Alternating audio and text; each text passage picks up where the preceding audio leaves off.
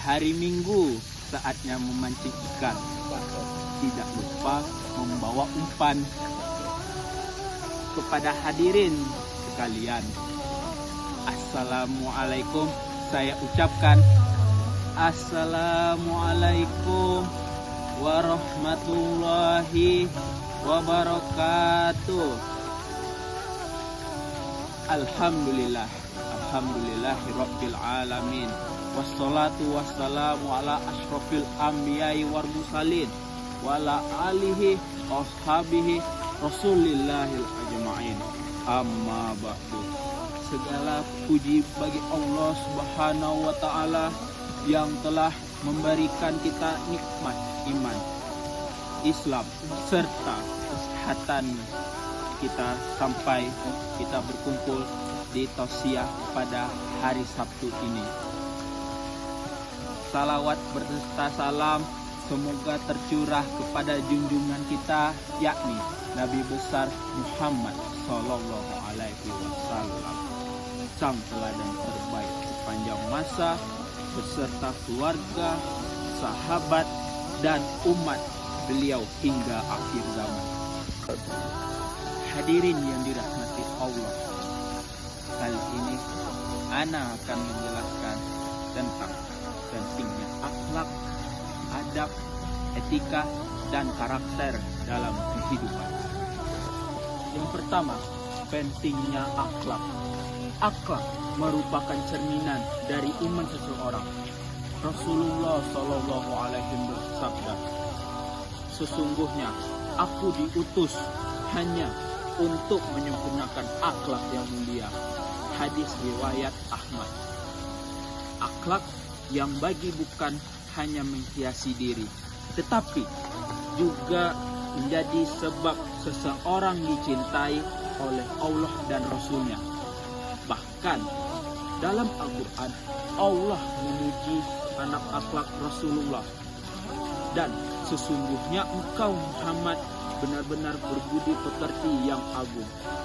Quran surat Al-Qalam ayat 4. Contoh dalam kehidupan sehari-hari.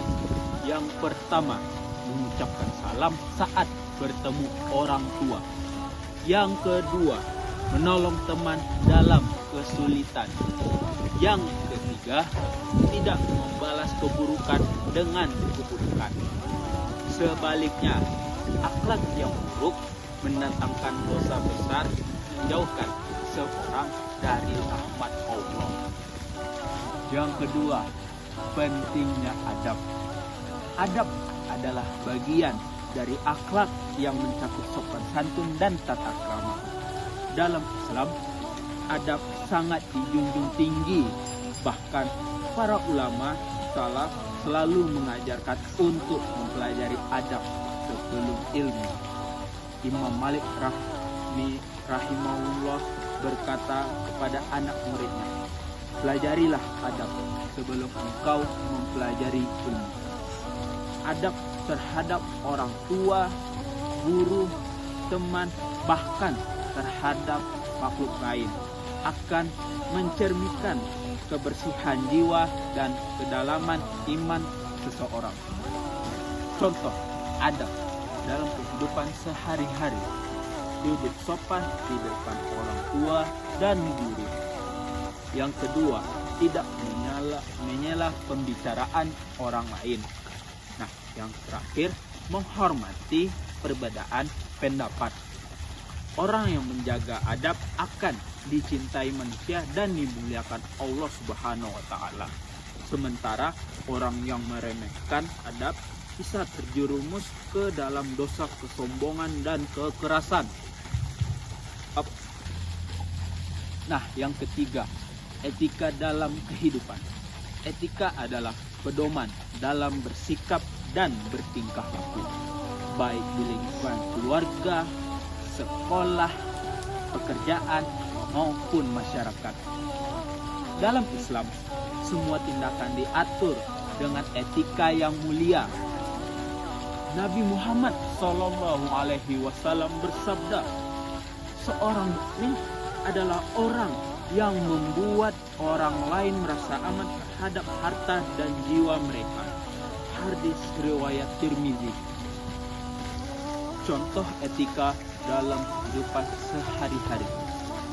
1. Tidak mencurangi ujian. Yang kedua, bersikap profesional dalam pekerjaan. Nah, yang terakhir, tidak menyebarkan gosip atau berita hoaks atau bohong.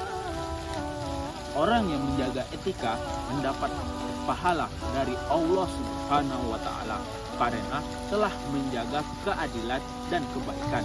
Sebaliknya, berbohong, menipu, dan mengkhianati amanah termasuk dosa besar. Nah, yang terakhir, karakter sebagai mencerminkan diri. Karakter terbentuk dari nilai-nilai yang kita pegang teguh dan menjadi kebiasaan. Karakter mulia akan melahirkan pribadi yang jujur, sabar, rendah hati, dan bertanggung jawab. Dalam Al-Quran, Allah Subhanahu wa Ta'ala berfirman, "Sungguh beruntung orang yang menyucikan jiwanya dan sungguh merugi orang yang mengotorinya." Quran Surat Asy-Syams ayat 9-10. Dan contoh karakter mulia dalam kehidupan hari-hari. Yang pertama, jujur meskipun tidak ada yang melihat. Yang kedua, disiplin dalam belajar dan bekerja. Yang terakhir, sabar menghadapi ujian dan tidak mudah putus asa. Karakter seperti inilah yang akan menjadi cahaya bagi diri sendiri dan orang lain, serta akan menjadi bekal berharga di akhirat.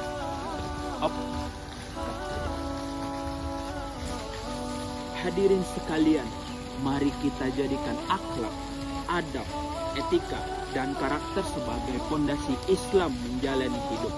Karena sesungguhnya orang yang mulia bukan karena kekayaan, jabatan, atau kecerdasan, tetapi karena akhlaknya yang luhur.